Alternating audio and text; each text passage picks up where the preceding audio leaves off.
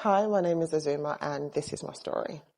I was a real mummy's girl, and that's a really important part of my story for me to frame the background for you to understand everything that ends up happening and everything that I experienced emotionally and mentally after losing my mum. So my mum came to the UK as an au pair with a Lebanese family. She loved those children. We never met them, but we had pictures and I still have a photo album with all of their pictures in them. And she came here with that family, and unfortunately one of those children got ill and the family decided to go back to Lebanon, and she was given to another family. When she was given to another family, this family really mistreated her, and she didn't talk very much about what happened with them. But she always told the story about the day that she had met another Ghanaian man in the shops who told her he could help her. And so it was the middle of winter in the UK, and she bundled all the clothes that she had into a bin bag and told the family she was going to go and put the bins out, and in her slippers in the snow she ran away. And I think this is a really important part of my story, understanding that my mum actually overcame quite a lot to try and build some stability for me and my younger brother. So my mum and dad met, I think, about a year before they had me, so they were not slow on anything. But they met in around 1987, 1986, and they were introduced by a friend.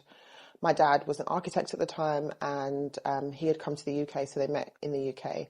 And one of the friends that he went to university with, he basically said to him, "Look, I'm looking for a Ghanaian woman to settle down with, etc." And he was then introduced to my mum, and that is the whole of the story that they will tell us. There must be more to it, but that's what we know. So they got pregnant with me. She had me in 1988. At that point when she had me, she still did not have citizenship or stay in the UK, as the family that she had run away from had taken her passport. And so I kind of grew up in a childhood where we didn't, as many millennials don't do, we don't open the front door when somebody knocks, because you never know who's going to be there. And my mum would tell stories of her jumping out of windows to dodge immigration officers. There's a really funny story that my nana tells of how my mum told the immigration officers she was going to go make them tea and jumped out of a kitchen window to run away. But there was all these stories of just being very careful. My mum was really, really hardworking. And even in her childhood, which she didn't talk to us a lot about, she had to drop out of school very young. She was probably under the age of 12 when she dropped out of school to look after her younger sisters. And she used to carry building blocks and cement blocks in building sites to make money when she was very young. So she had a really, really difficult life. And for a while, we went to go and live with my mum's auntie, who I've grown up with as my nana. That is my Queen Victoria. So she was a really integral part of my life. And throughout my childhood, we spent a lot of time with her. My mum had the ability to kind of make friends and family out of nothing. And so we kind of grew up with this patchwork family, I'd call it, of all of these different people that were from the same region that my mum was from similar villages, close by villages, had some sort of like inter-family marriage, but quite distant. And those are the people that we grew up with here as our family. We also had a lot of my mum's friends who we grew up with as like aunties. Their children were our cousins. That was it. You can't tell me any different. Those are my people. And that was the kind of life that we lived. My mum was really, really hardworking. As I said, she dropped out of school when she was young, but she always spent a lot of time trying to better herself. She would work numerous jobs. She was overlocking, doing hair. She was doing cleaning. She had 2 cleaning jobs at one point and an office job. Also going to college. So in my household, especially with my dad being an architect, like education was really, really important. So for me and my brother, we kind of grew up with this push for education. It was a thing that you had to do. And even though both of us were quite artistic or creative or athletic, pushing for education was a really, really big thing. Childhood? Yeah. How was that like? So yeah, my childhood was a really interesting, varied one. We spent lots of time with lots of people that we loved. I had lots of uncles that would come round. We'd stay with cousins. We'd stay with my nan over summer holidays, and she would ensure all of us had apple pie from McDonald's, and that's where my apple pie obsession started from. But we had a really, really fun childhood. I think there was a lot of, as many like children with immigrant parents will understand, there's all these complexities happening around you, but they tend to shield you from that kind of stuff. So you don't understand the family drama that's going on back in Ghana. You might just hear the odd kind of conversation. You don't understand some of the complexities even in parental relationships, because from my background anyway, parents tend to keep their relationship quite separate. You don't really see romance. You don't really see them kind of holding hands or any of those things, but you also don't always see the issues that are going on. So we had quite a sheltered childhood. My mum was really big on me and my brother pursuing things we enjoyed. So whether that was performing arts for me or football for my brother, she really did make an effort to try and make sure that we had the opportunities to do those things. She also wanted to make sure that we had a better quality of life than she had had. So the house that we grew up in, there was only 2 bedrooms. Me and my brother shared a bedroom until I think I was about 11. No, older than that, probably 12 or 13. But her big thing was really to be able to buy a house. And I can understand from where she came from, having her own house was such a big thing. So in 2001, 2002, we moved from where we were in East London and we moved to Essex. And I finally had my own bedroom. And all of these things. But I remember that move being really traumatic for me because I moved away from everything I knew, all of my friends in Hackney. I'd started secondary school, to move to like Chadwell Heath where there was nothing. And I was not impressed. I didn't talk to my parents for 6 months, actually. But even through that, my mum, we always kind of had a close relationship. And post that, I was the kind of teenager who would sit outside the toilet, talk to my mum when she got home. She would be in the bath. I'll sit in the bathroom and tell her about my day. I would follow her around. I would give her advice about her friendships or some of the things that were going on in her life. I had an opinion about everything. When I got the opportunity, I would sleep in the bed with my mum. I was that kind of teenage daughter. And we were very close and we laughed quite a lot. And I felt like my mum was such a secure base that I had to kind of face the world from, is the best way I can put it. And so I was really confident at that time. I was pursuing dance. I would just do all sorts of things because I had this foundation that was my mum. And it meant a lot to me to have that. I think at the time though, and as you would as a teenager, you just don't value things because why would you value something that you have so easily accessible? And so I used to go on school trips and all of these kind of things. And then in 2004, one of my uncles unfortunately passed away, and he was a massive part of my childhood.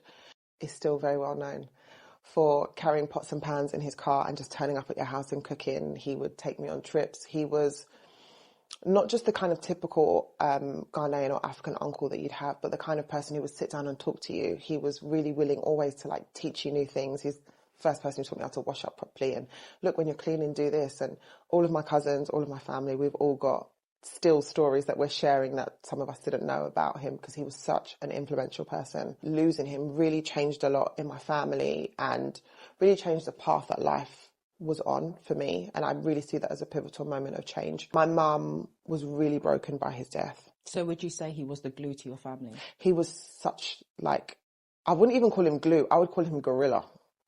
He was that kind of person in our family. He was the kind of person who kept everyone together. For those of you that are London based, he would go to Billingsgate or he'd go to any sort of market. He'd go and buy bulk things. And then my cousins, his children, have stories of traveling around London, dropping fish for people and dropping things for people. He was that kind of person. And one of my cousins, Julian, we always laugh at the fact that when you'd go to a party and you'd hear a particular sound of like a cowbell, you knew my uncle was there. And even if you couldn't see him, that sound meant that he was somewhere in the building. And so he was such an integral part of our family. I think him and my mum basically had like a brother-sister relationship. And me and my brother would laugh because we'd come home and they'd be eating from the same bowl, laughing and joking with each other and cracking bones. And we'd be like, you lot are disgusting. But it was really like the evidence of how close they were. So his death really, really knocked her.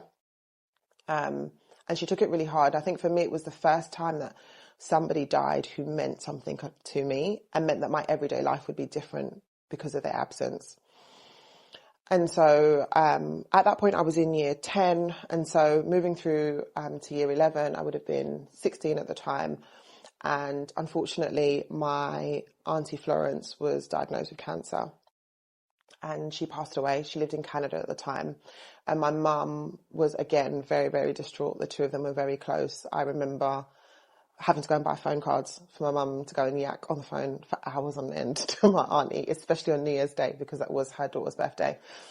And so, again, it was another death that really, really rocked her. And again, it was somebody else who I actually knew. Growing up Ghanaian, your parents are probably going to a funeral like every other weekend of some random person that you have no idea who they are. And people will tell you it's a person who bathed you or it's somebody who knew you as a child, or is that their family, friend from their village? And they are faceless names, as sad as those situations are. They're not people that are closely related or impact your life. But from my uncle dying, I started to have this real understanding that death actually meant something, because it meant something to me to lose those people. So my aunt was going to be buried in Ghana, and my mum was adamant that she was going.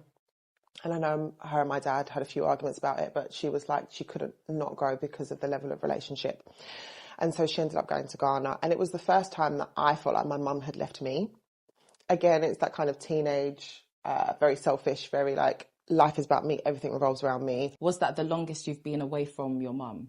That was the longest I had ever been away from my mum, because for me, I'm the one who goes away. Like, I go with my friends, I go out, I do all those things. You have to be here so that when I come back, you're here. So she was gone for 2 weeks, and the only way I can describe it was like the colour being sucked out of our house, because she was such a vibrant, she was like the fireside in a home, if that made sense. She kept everything warm, light, bright, all of those things. And so those 2 weeks felt really, really boring, and I was desperate for her to come back. And after 2 weeks, she returned. At that point, I had finished doing my GCSE exams, and we'd had this whole agreement and conversation over the entire period of my GCSEs that as soon as that summer came, I was going to learn to cook all of the Ghanaian dishes I didn't know how to do. We were going to kind of do all those mum and daughter stuff, because for her, me being able to finish secondary school was an achievement that she never got to do. So it was a really, really big deal. So she came back from Ghana, and we had all these plans, all these things we were going to do. And unfortunately, on the Monday of the week that she ended up passing away, our house got burgled. So my mum used to do an early morning cleaning job at UCL, which she'd had from before she'd even had me. So I always knew of her going to that job. And then she would go to either her job in Dalston, or she was going to college in Shoreditch, because ever the person who was busy, my mum decided she wanted to do a property course. And so she was learning to be a property manager, and that was a really big thing for her. So on certain days she would go to college, and some other days she would obviously go to her office job. So on the Monday, she had gone to her cleaning job. My dad was now doing security at night, because he was no longer working as an architect. And so there was a number of hours where me and my brother would be asleep and we'd be at home alone. Unfortunately, the burglar must have been watching our house, and so they came in at the time when nobody was at home.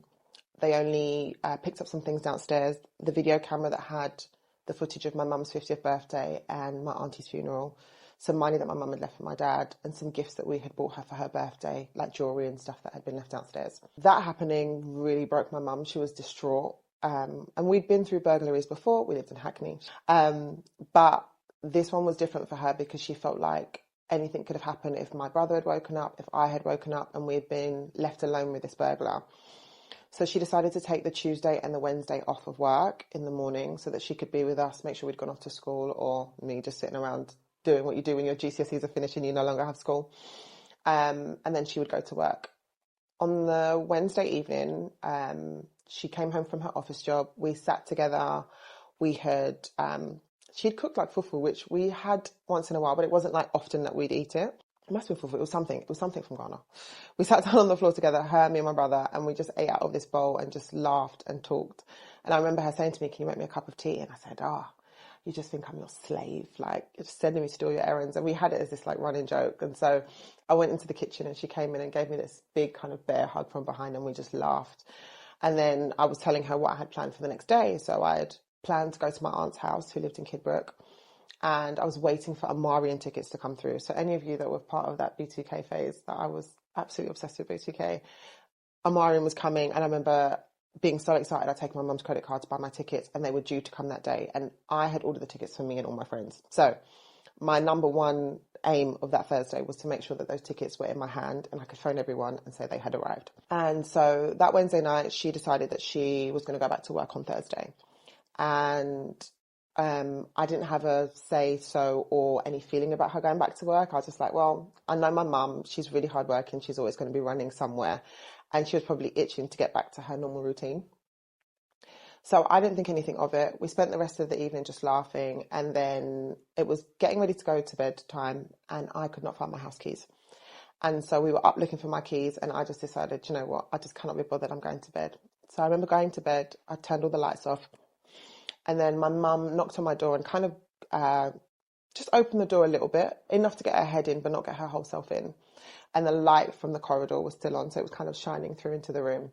And she said to me, look, I can't find your keys. And I was like, why are you still awake? I was like, you've got work tomorrow, go to bed. And she was like, oh, I'll leave you my keys. I said, don't worry about it. Go to bed, Mum, you've got work tomorrow. And so she said goodnight and closed the door and went to bed. And that was the last thing I ever said to her. And that was the last words we ever spoke. And it was actually the last time I ever saw her. So the next morning I woke up and again, getting on with my life. My mum has already left the house to go to work, so didn't think anything of it. My brother gets ready, he goes to school, and I'm sitting with the radio on and the TV is also on because I like noise. And I remember waiting for the postman, and we had this like winding kind of garden path to the front gate that you could see out of the front window, and you could also see like round into the alleyway next to our house. So me and my brother had a habit of sitting at the window, especially on an evening when we knew my mum was coming home, to watch her kind of go around and come up the garden gate. It was the cue for me to run to the kitchen and start doing washing up. It was also the cue for us to start hoovering if that's what we were supposed to be doing. Or if we were supposed to be doing our homework, turn off the TV. But we would always keep watch. So I remember that morning kind of keeping watch for the postman, thinking, I need this man to come so that I can get on with my life and go out. And I remember having the news on, and the first thing that I remember thinking was an odd thing that I heard was them talking about the power surges. And they were saying that there had been power surges on TfL. And now I look back, it was a really odd time. And I think I look back on it now with different eyes than I did at the time. But at the time I was like, a power surge on TfL? Like, why would there be a power surge? I at my age of 16, had never heard of anything like that being reported on the news about London transport. I just thought it was weird. I didn't even think that anything had happened. I just thought, that is so weird, a power surge. And then I remember thinking, oh, okay, well, I'm supposed to go to my aunt's house and I will have to get on a tube at some point to make it round to her house. So maybe I'm just not going to go. Like, I can just phone her and tell her I'll come another time, because for me, I've got this whole summer ahead of me to like do stuff. So that was a kind of first like weird thing. And then obviously as the day went on, they were kind of saying, look, there's been these reports of explosions, there's been this, there's been that. And I remember trying to phone my mum and picking up, at the time, a house phone, if any of you know what that is. I remember picking up the house phone and being like, let me call her mobile. But my mum was like notorious for having an uncharged mobile phone in the bottom of her bag somewhere that she wouldn't charge for days. And at the time, 2005, mobile phones are not what they are now. They were like bricks. People, like some people had them, some people didn't. We still had phone boxes where you could like put a coin in and phone someone, or do the dial reverse and somebody else takes the charge. So not being able to get hold of someone on a mobile phone doesn't have the same impact as it does nowadays, because we're all so glued to our phones. So I just didn't think anything of it. And then I thought, oh, maybe she's going to go to the office. And then I remembered that Thursday was a college day. So she would have been going to college. So my dad now would have come home from work. He would have gone to sleep. But we just didn't think anything of it, because my mum, again, was known for having an uncharged phone in her bag. So we just left it at that. And the day kind of went on. My brother came home from school. And my mum was really good at getting home at a particular time. So like I said, once we kind of see her come around the corner, which was usually about 6 o'clock, in time between 5:45 and 6, we would start running to go and do the stuff that we'd spent all day not doing. And so it got to 6 o'clock and she didn't come home. And at that 6 o'clock point, I remember thinking, well, there's probably going to be so much traffic, because people are not going to want to get on trains because of what has happened.